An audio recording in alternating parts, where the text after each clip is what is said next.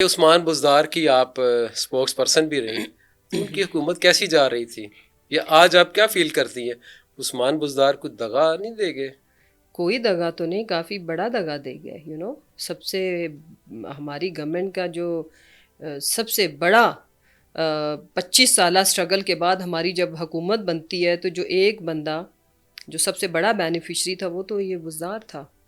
اور پھر آج یہ ضرور فیل ہوتا ہے کہ ایک ایسے بندے کے اسپوکس پرسن کے طور پر کام کیا، لیکن وہ چونکہ انڈیویجول نہیں، ایک ڈیزگنیشن تھا سی ایم، وہ جس کو ہماری پارٹی نے، ہم نے سب نے منتخب کیا.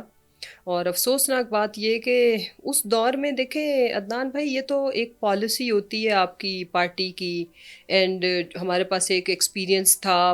ہم نے جو کے پی کے اندر ایک ہمارے پاس 5 سالہ ٹینیور کا جو تجربہ تھا، اس کے پیش نظر اینڈ دین خان صاحب کی جو آئیڈیالوجی تھی اس کے اکارڈنگلی پنجاب کو رن کیا.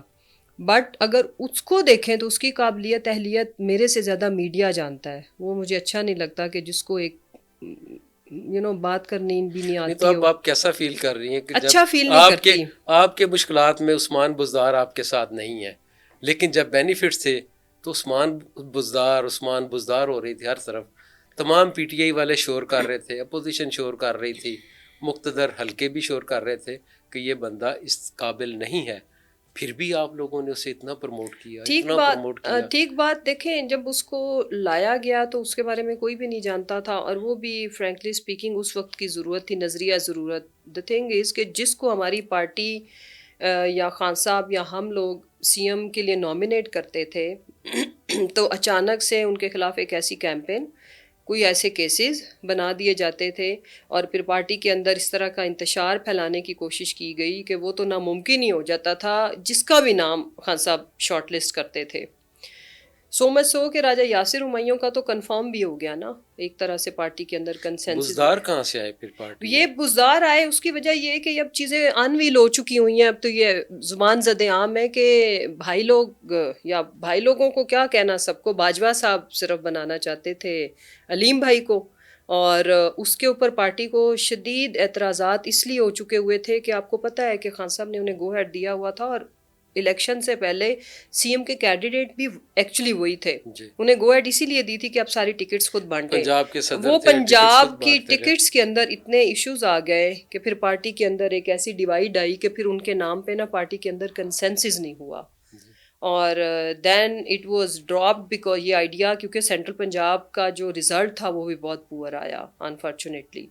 تو یہ کچھ ایسی گراؤنڈ ریالٹیز تھیں. آپ نے کوئی انکوائری کروائی کہ کیوں ایسا آیا ہوا؟ جی وہ انکوائری اس الیکشن سے پہلے ہی ارشد داس صاحب تھے تو ان کی انڈر ایک کمیٹی خان صاحب نے کانسٹیٹیوٹ کی تھی، بیکاز بہت پروٹیسٹ ہوئے بنی گالا کے باہر. لوگوں نے، آپ کو پتہ ہے، یاد اگر کریں، لوگ پہنچ گئے، ٹکٹس میں کافی زیادتیاں ہوئی تھیں. تو وہ جب چیزیں سامنے آئیں، دیٹس وائی پھر، اور چیزیں پہلے سامنے آ گئی تھی الیکشن سے، لیکن وہ جو ایک چھوٹا سا مارجن دے رہے تھے خان صاحب، وہ جب رزلٹ آیا ہمارے 2018 کے جنرل الیکشن کا، تو اس کے جو نتائج تھے اس میں سب سے پور اگر آپ دیکھو تو ہمارا سینٹرل پنجاب تھا. اس وجہ سے پھر کوئی بھی ان کے نام پہ متفق نہیں تھا پارٹی میں باشمول خان صاحب کے. نہیں، آپ کہہ رہی ہیں کہ ارشد داس صاحب نے انکوائری کی، تو کیا اس میں علیم خان صاحب یا ان کے حواریوں کی کوئی کرپشن سامنے آئی تھی؟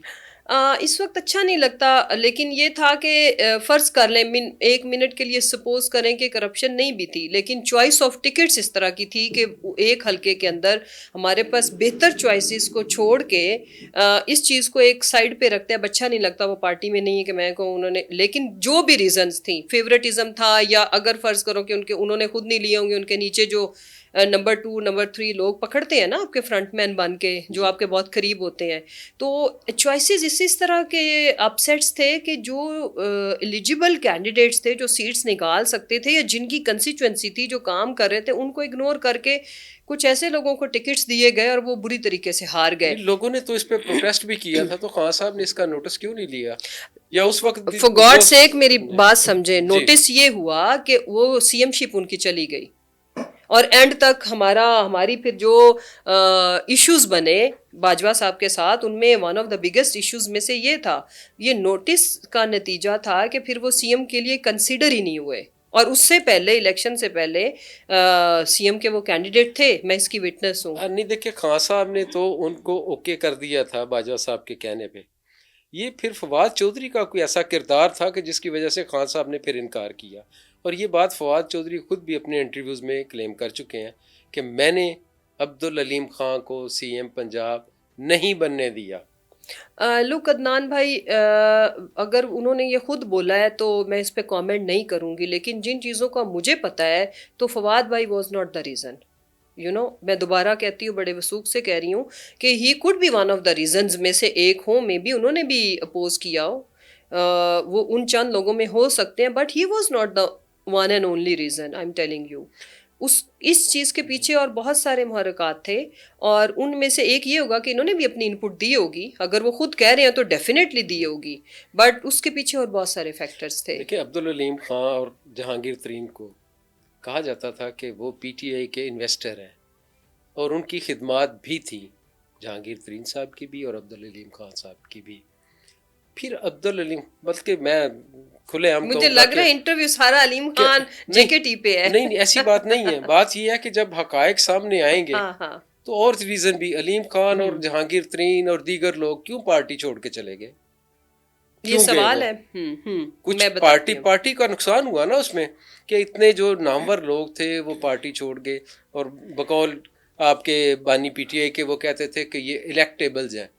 الیکٹیبلز جو ہیں وہ پارٹی کی ضرورت تھے, چونکہ 2013 میں پی ٹی آئی کو اتنی مطلب سیٹیں نہیں ملی تھی, تو خان صاحب نے یکدم یو ٹرن لیا تھا اور انہوں نے کہا تھا اب میں پارٹی میں الیکٹیبلز لاؤں گا. تو عبدالعلیم خان, جہانگیر ترین, ان کے بھی تو خدشات تھے, تحفظات تھے ان کے بھی خان صاحب پہ, جو کھل کے سامنے آئے اور ایک نئی پارٹی کی جو ہے وجود میں آ گئی. نہیں, اس میں تھوڑا سا میں let me correct you, factually یہ چیزیں ٹھیک نہیں ہیں. تھوڑا آپ کا یہ موقف ہو سکتا ہے, but factually these are incorrect things. کیسے؟ نمبر 1 یہ کہ انہوں نے خان صاحب کے ساتھ جو کچھ کیا اس کی ایک پوری داستان ہے. ٹھیک ہو گیا. تیسری بات یہ کہ جو چیئرمین عمران خان ہے, جو پارٹی ان کی ہے. دوسری میں پہلی تو بات یہ کہ میں آپ سے اس لیے اتفاق نہیں کرتی الیکٹیبلز. جہانگیر ترین صاحب کتنی دفعہ الیکٹ ہوئے ہمارے سے پہلے؟ ایک دفعہ ہمارے ساتھ اور ایک دفعہ پہلے. 3 دفعہ ہوئے. اچھا, ایک دفعہ وفاقی وزیر بھی رہے. اچھا, دوسری بات یہ ہے کہ اگر میری عرض سنیں, اگر وہ بڑے نام تھے, ہوں گے بزنس میں یا اپنا ان کی ایک ڈومین ہے. پولیٹیکلی میں آپ سے ڈس ایگری کرتی ہوں, جتنی رسپیکٹ اور جتنی پولیٹیکل گین انہوں نے پی ٹی آئی میں رہ کے ان کو ملا وہ پہلے نہیں تھے. میرا موقف ہے نا, میں دوں گی, اپنی بات رکھوں گی. تیسری بات یہ کہ پی ٹی آئی جیسی بڑی جماعت کے جنرل سیکرٹری ہونا از اے بگ تھنگ. باقی کسی ڈکٹیٹر کے زمانے میں کوئی وزارت لے لینا کوئی مشکل نہیں ہوتا, ادھر ادھر سے پکڑ کے وہ تو چلتا رہتا ہے, ٹھیک ہے. بٹ جس کو اوریجنل سیاسی کریئر کہتے ہیں, دیکھیں وہ ادھر ان کی جرنی اچھی تھی, ادھر ہی شروع ہوئی.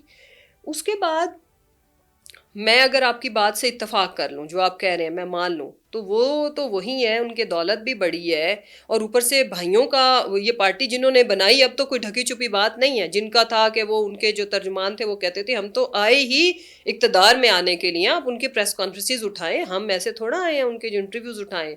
اس کے باوجود کہ جو پاکستان کی سپر پاور تو ایک ہی ہے, انہوں نے وہ جماعت بنائی. آج وہ خود کدھر ہے؟ وہ اپنی سیٹ ہار گئے. علیم خان صاحب جیت گئے, مطلب ہمارا جو کینڈیڈیٹ ہے جس کو انہوں نے علی اعجاز بٹر, وہ آج بھی فارم 45 لے کے پھر رہا ہے, 47 کے تحت جیتے. نہیں خیر یہ تو نہیں ہے. عبدالعلیم خان تو ویسے بھی ان کا یہ ایک حلقہ تھا جہاں سے وہ ہارے بھی تھے. ہم یہ کہتے ہیں نا اس کے لیے, چلے ہم یہ کہتے ہیں ان کے بہت زیادہ تھے, ہم یہ کہتے ہیں, دیکھیں رفائی کام تو بہت ساروں کے ہوتے ہیں, الیکشن لڑنا ایک اور چیز ہے. مینڈیٹ کی بات ہے تو وہ بہت سارے ایسے حلقے ہیں. ان کے جو پارٹنر ہیں شعیب صدیقی